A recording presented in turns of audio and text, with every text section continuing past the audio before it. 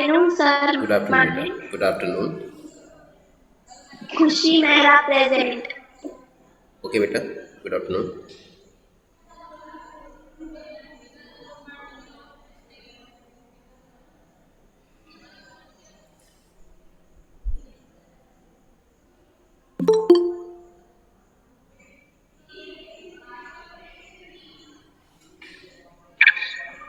Sir, good morning. Good morning, beta. Good morning. Good morning. Sir, आप paragraph read करवाएंगे? No, Good beta. afternoon, sir. मैं कुछ present from class 6th B. Okay, beta. Okay, good afternoon. Paragraph number 5. From here, I will discuss today because the reading of this lesson is completed already. So only discussion is pending about 3 paragraphs. Last 3 paragraphs. Okay. When new chapter will started, there will be a reading activity for all of you. Okay. Okay. Sir, मैं read करूँ? No, no. Sir, मैं read करूँ? Not needed. Only explanation is pending, so I will explain with reading. Okay. Okay, sir. Okay, sir. Kalpana's first space mission. Kalpana's first space mission in the space shuttle Columbia was 15 days, 16 hours and 34 minutes long. कल्पना चावला ने जो पहली flight लिया था space shuttle Colombia के साथ बेटा, वो कितने दिन का था? 15 days, 16 hours and 34 minutes. Okay. First space mission that was held in 1997. During this time, she went around the earth 252 times. लेकिन इस बार जो 2003 में जो उन्होंने मिशन में जो गई थी, तो इस समय इनका जो मिशन था वो था 252 टाइम्स. तो उन्होंने अर्थ का राउंड लिया था, चारों तरफ ये घूमी थी उस शटल से.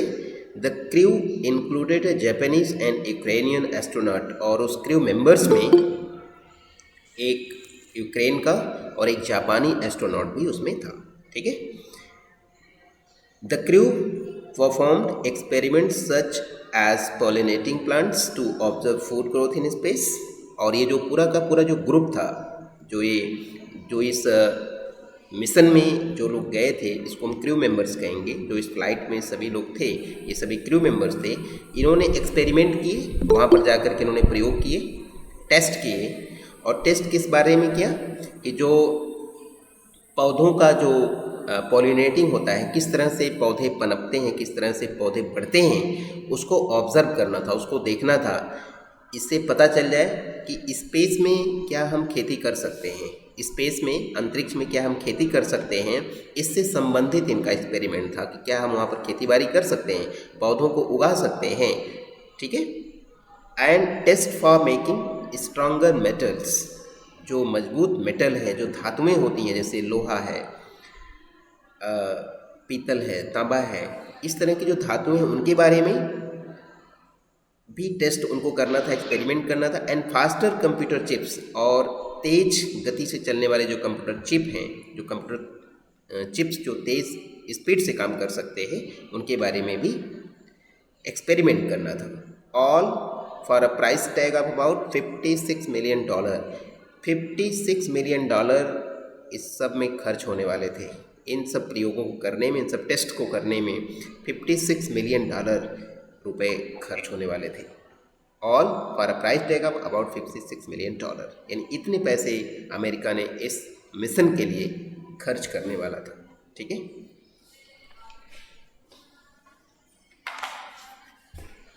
Sir, Kalpana Chawla first mission में सक्सेसफुल रही थी, तो उनका सेकंड मिशन था, उसमें उनकी प्रॉब्लम आ गई. हाँ, उस कोलंबिया स्पेस शटल में प्रॉब्लम आ गई थी और उनके साथ 7 और लोगों की जान चली गई थी. ये हुआ था 2003 में. लेकिन फर्स्ट जो मिशन था उनका 1997 में, वो सक्सेसफुल रहा था. ठीक है. Yes sir. हाँ. तो ऑन द सैटरडे नाइट, शनिवार की रात्रि में क्या हुआ, when the news about the Columbia disaster broke. Columbia disaster broke का मतलब जो कोलंबिया के नष्ट होने का जो समाचार चारों तरफ फैल गया, सभी लोगों को पता चल गया कि कोलंबिया के साथ एक्सीडेंट हो गया है। Saturday night when the news about the Columbia disaster, disaster का मतलब था विनाश हो जाना, नष्ट हो जाना, टूट जाना, तबाह हो जाना। ब्रोक, ब्रोक का मतलब फैल जाना। ऐसा न्यूज़ जब फैल गया, there was shock and disbelief, तो सब जगह पर एक सदमा सा लग गया, लोगों को अचंभा हुआ, लोगों को झटका सा लगा, ऐसा कैसे हो गया। और लोगों को विश्वास नहीं हो रहा था कि क्या इतने बड़े मिशन में इस तरह की बात हो सकती है, क्या ऐसा हो सकता है। लोगों को इस बात पर विश्वास नहीं हो रहा था और लोग अचंभित थे, ऐसा कैसे हो गया। ठीक है, आगे चलेंगे।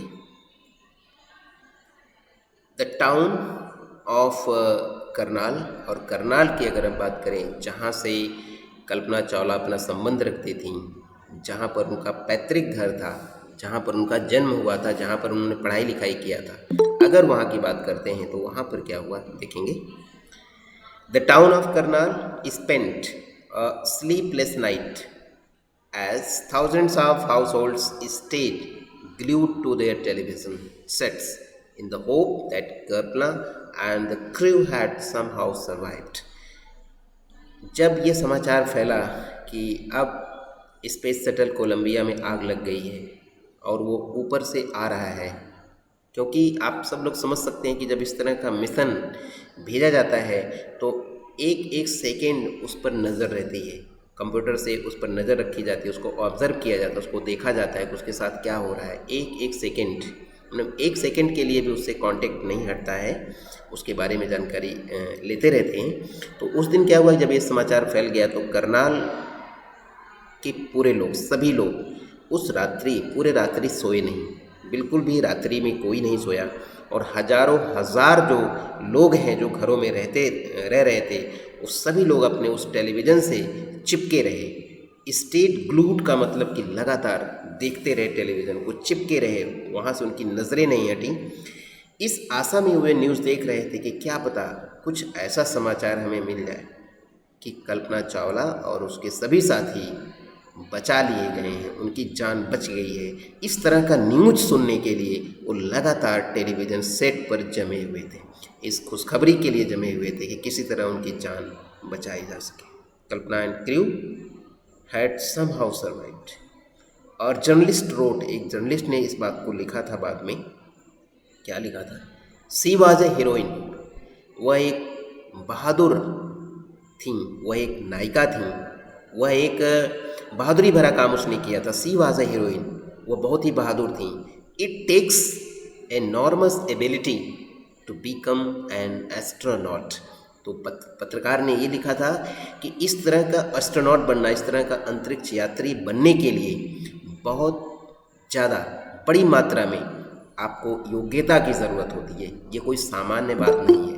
एस्ट्रोनॉट बनना, अंतरिक्ष में जाना और इस तरह के मिशन में आपका सिलेक्शन होना, ये बहुत बड़ी योग्यता की बात होती है। बिना योग्यता के आप ऐसे एस्ट्रोनॉट नहीं बन सकते। It takes enormous ability to become an astronaut.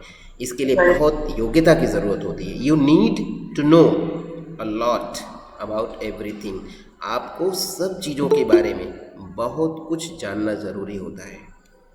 You need to no, आपको ज़रूरत होती है जानने की, लॉट अबाउट एवरीथिंग, सब चीज़ों के बारे में आपको बहुत सारी जानकारी आपको जाननी होती है, अदरवाइज आप सर्वाइव नहीं कर पाएंगे, आप स्पेस में अपने को बचा नहीं पाएंगे। From biology to astrophysics to aeronautical engineering, इसके लिए बायोलॉजी का भी आपको ज्ञान होना चाहिए। एस्ट्रोफिजिक्स, एस्ट्रोफिजिक्स का मतलब जो अंतरिक्ष का विज्ञान है, अंतरिक्ष की भौतिकी जो होती है, अंतरिक्ष का जो फिजिक्स है, ये अर्थ का फिजिक्स नहीं, अंतरिक्ष का जो फिजिक्स है उसको भी आपको जानना होता है कि अंतरिक्ष में चीज़ें किस तरह से होती हैं, किस तरह से चलती हैं, किस तरह से रुकती हैं। ठीक है, अंतरिक्ष में तो इस तरह का है नहीं कि जैसे आप अर्थ पर हैं, नीचे धरती है, आप सो रहे हैं, दौड़ रहे हैं, कूद रहे हैं, ऊपर तो ऐसा कुछ है नहीं। तो वहाँ का जो फिजिक्स है उसको जानना ज़रूरी होता है और एरोनॉटिकल इंजीनियरिंग के बारे में जानना होता है। जिस स्पेस शटल में आप जा रहे हैं उसकी इंजीनियरिंग के बारे में भी आपको पता होना चाहिए। कहीं कोई अगर खराबी आ जाए, कहीं कोई छोटी मोटी अगर गड़बड़ी हो जाए तो आप उसको ठीक कर सकें, आप उसको रिपेयर कर सकें, इस बात को भी आपको जानना ज़रूरी होता है। क्योंकि वहाँ पर अगर कोई प्रॉब्लम होती है आपको उस स्पेस शटल में, तो वहाँ के लिए कोई यहाँ से अर्थ से किसी एक्सपर्ट को तो भेजा नहीं जा सकता, आपको ही वो सब चीज़ें आपको मैनेज करना है। लेकिन अगर कोई ज़्यादा क्रिटिकल, ज़्यादा कोई बड़ी प्रॉब्लम अगर उसमें हो जाती है, जैसा कि हो गया था, आप सबको पता है, तो उसको क्रू मेंबर्स ठीक नहीं कर सके। तो एरोनॉटिकल इंजीनियरिंग के बारे में, एस्ट्रोफिजिक्स के बारे में, बायोलॉजी के बारे में आपको सब नॉलेज होना चाहिए, तभी आप ऐसे एस्ट्रोनॉट बन सकते हैं। अदरवाइज़ आपको ऐसा कोई मौका नहीं मिलने वाला है।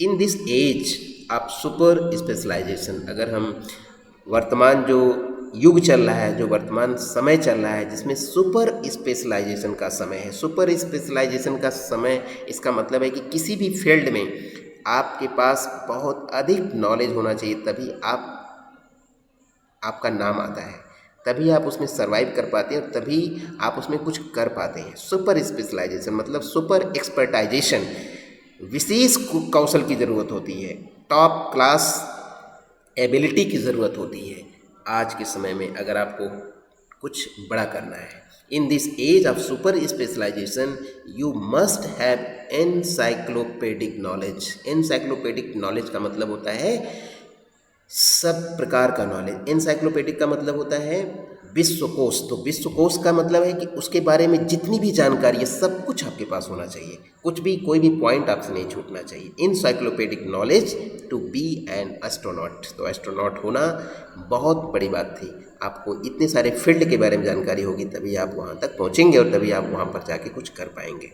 हर अचीवमेंट इज आ इंस्पायरिंग। हर achievement is a inspiring. A inspiring का मतलब बेटा होता है, इंस्पायरिंग का तो मतलब ये होता है कि आप जब किसी चीज़ से प्रेरित होते हैं, आप जब किसी चीज़ से प्रेरणा प्राप्त करते हैं। लेकिन अगर वो आ इंस्पायरिंग है, आ इंस्पायरिंग का मतलब होता है कि इतना ज़्यादा आप इम्प्रेस होते हैं, इतना ज़्यादा आप प्रभावित होते हैं कि एक बार को आप डर जाते हैं, क्या मैं इतनी बड़ी अचीवमेंट को प्राप्त कर सकता हूँ। इतना ज़्यादा आपको प्रेरणा मिलती है, इतना ज़्यादा प्रेरित होते हैं उसकी हाइट से, उसका हाई सेटिंग गोल से कि हमको इतना करना पड़ेगा, तो आप एक बार को कांप जाते हैं। ठीक है, तो उस अचीवमेंट की जो प्रेरणा है आपको इतना प्रेरित करती है कि आपको वो टारगेट लगता तो है कि मैं कर सकता हूँ, बट उसके लिए कितना एफर्ट करना पड़ेगा, इस बात से आपको थोड़ी घबराहट भी हो सकती है। और प्लस जिसने ऐसा किया है उसका लोग सम्मान करते हैं, उसका इतना सम्मान करते हैं। जैसे आप ये देखते हैं कि जब हम किसी को बहुत ज़्यादा किसी की इज्जत करते हैं, बहुत ज़्यादा किसी का सम्मान करते हैं, तो हम उससे कहीं ना कहीं डरते भी हैं कि हमारी किसी एक्टिविटी से, हमारी किसी बात से, हमारे किसी व्यवहार से कहीं उनको बुरा तो नहीं लगेगा। तो सम्मान का लेवल जब इतना हो जाता है कि हम उनसे कुछ भी ज़्यादा नहीं बात कर पाते हैं, कुछ भी उनके सामने हम कोई छोटी मोटी ऐसी कोई हरकत नहीं करने की कोशिश करते हैं, तब उसको कहते हैं आ इंस्पायरिंग। हम जब बेहद सम्मान करते हैं उनका, हर अचीवमेंट इज आ इंस्पायरिंग का मतलब उनका जो अचीवमेंट है वो बेहद सम्मान के योग्य है, बेहद सम्मान के योग्य है। हम उसकी इज्जत कर सकते हैं, उसकी प्रशंसा कर सकते हैं केवल। Okay, next 7th paragraph. For millions of young Indians, the story of Kalpana Chawla, a girl from a small town who touched the skies, had become an inspiration. अगर अब उनकी मृत्यु के बाद जो बात है वो अब लोगों को क्या बताई जा रही है। फॉर मिलियंस ऑफ इंडियंस, अगर भारतीय लाखों लाख युवा के लिए, जो युवा लोग हैं भारत में, जो यंग लोग हैं, जो कल्पना चावला के नाम से, उनके काम से अपना टारगेट सेट करते हैं और ये चाहते हैं कि हम भी आगे चल कर के कल्पना चावला जैसा काम करें, उनके लिए क्या है।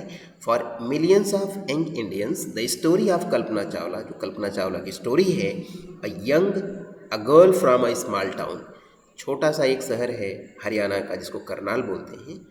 हु टच द स्काइज, जिसने आसमान को छू दिया। इसने आसमान को छुआ, ये तो बात सच है। आसमान के साथ साथ उसने अचीवमेंट की स्काई को भी छुआ, अचीवमेंट की भी ऊंचाई को उसने छुआ। ठीक है, touch the skies had become an inspiration, जो सब के लिए प्रेरणा बन गई। का मतलब कल्पना चावला भारतीय लाखों लाख युवाओं के लिए प्रेरणा बन गई। In a message that is sent from aboard the Space Shuttle Columbia to students of a college in Chandigarh, Kalpana said. एक मैसेज में जब वो उस कोलंबिया शटल पर बैठ करके जाने वाली थी, उस समय उन्होंने वहाँ से एक मैसेज भेजा था सभी युवाओं के लिए, सभी यंग पीपल के लिए जो अपने जीवन में कुछ करना चाहते हैं। उन्होंने क्या मैसेज दिया था, इसको देखेंगे। In a message that she sent, उन्होंने जो भेजा फ्रॉम अबोर्ड, सवार होने के बाद, उस स्पेस शटल कोलंबिया पर बैठने के बाद, from aboard the space shuttle Columbia to students of our college, अपने कॉलेज के स्टूडेंट जो उनके चंडीगढ़ में जो कॉलेज के स्टूडेंट थे उनके लिए उन्होंने मैसेज भेजा था। कल्पना ने कहा था the path from dreams to success does exist. Kalpana Chawla ने कहा था कि अगर आप कोई स्वप्न देखते हैं, कुछ भी स्वप्न देखते हैं, अगर उसको आप सफल बनाना चाहते हैं, उसको आप रियल बनाना चाहते हैं, उसको आप जीना चाहते हैं, तो उसके लिए कोई ना कोई रास्ता मिल जाता है। The path from dreams to success does exist. अगर आप कुछ भी बनने का सपना देखते हैं, कुछ भी आप जीवन में बनना चाहते हैं, तो उसके लिए कोई ना कोई रास्ता आपको मिल ही जाता है।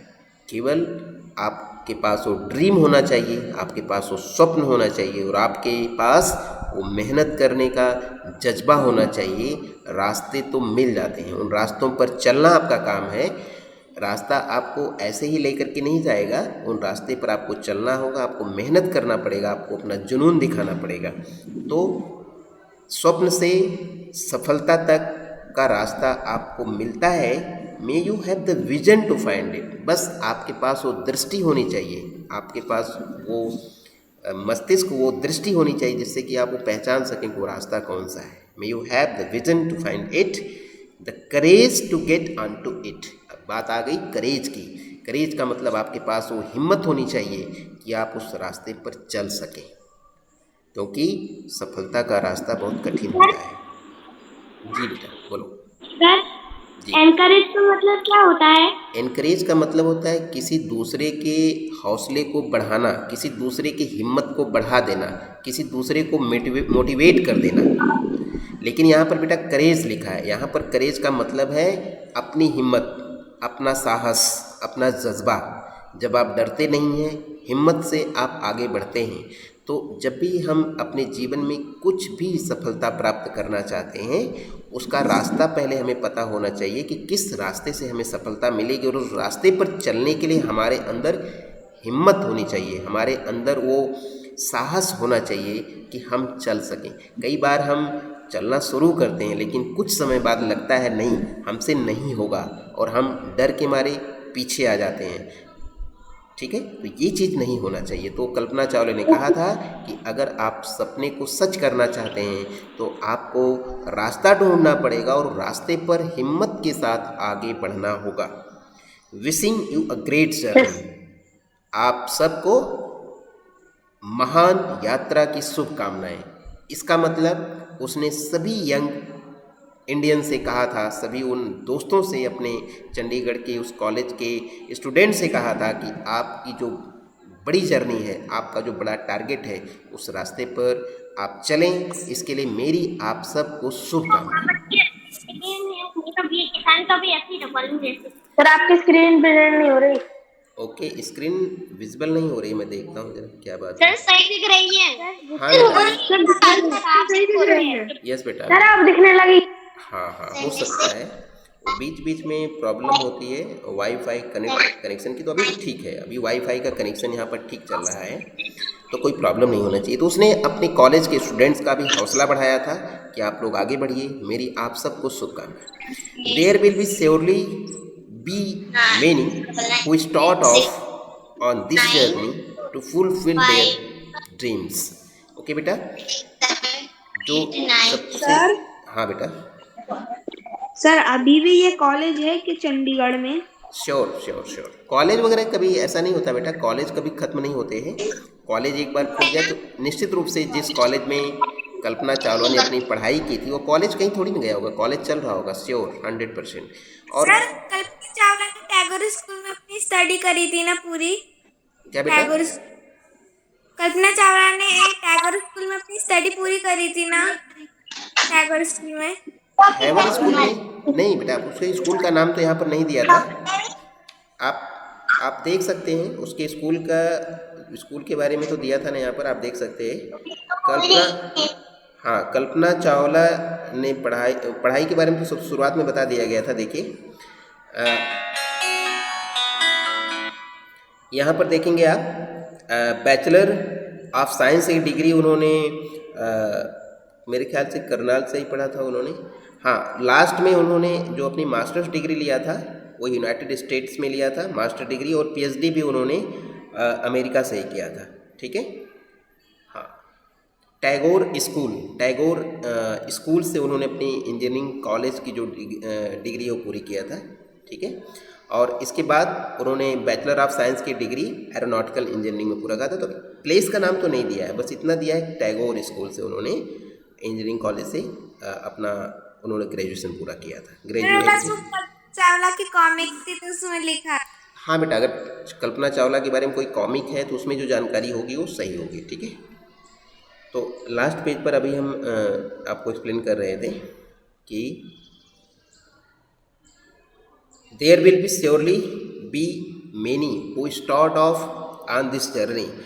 ऐसे बहुत सारे लोग हो सकते हैं। There will be surely be many, बहुत सारे ऐसे लोग होंगे जिन्होंने उस बड़ी यात्रा को, उस अपने टारगेट की जो बड़ी सी यात्रा होती है उसको उन्होंने शुरू किया होगा to fulfil their dreams. Okay बेटा, आपने ये फिगर दिखाया है, ज़रूर इसमें जो जानकारी होगी वो बिल्कुल सही होगी कल्पना चावला के बारे में।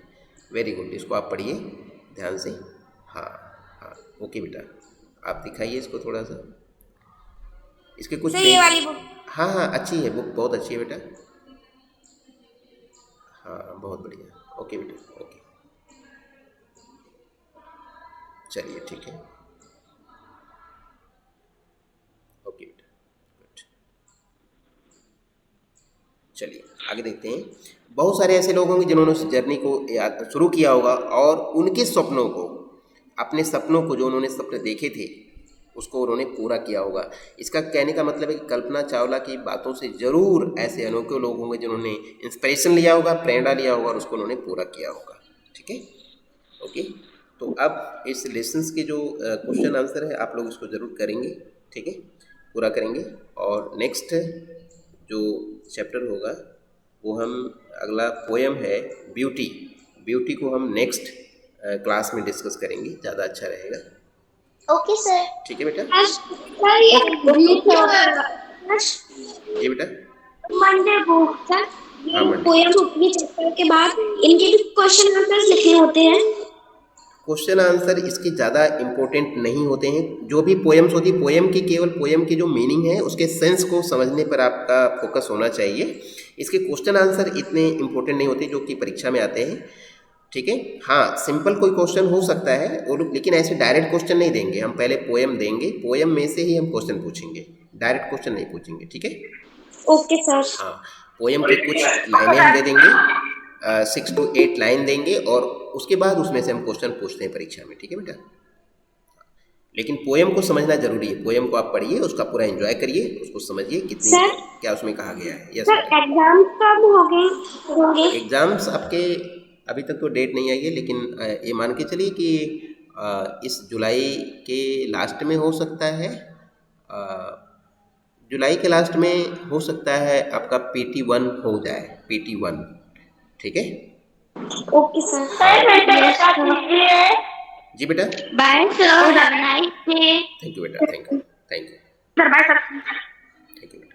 बता दीजिए जी बेटा। एग्जाम कब होंगे सर? बेटा PT1 जुलाई के एंड में हो सकता है। Bye sir, have a nice day. Bye sir. Okay sir. Bye sir. Thank you बेटा। Bye sir. Bye sir. Bye बेटा। बाय बाय बेटा। बाय। बाय बेटा। Bye bye.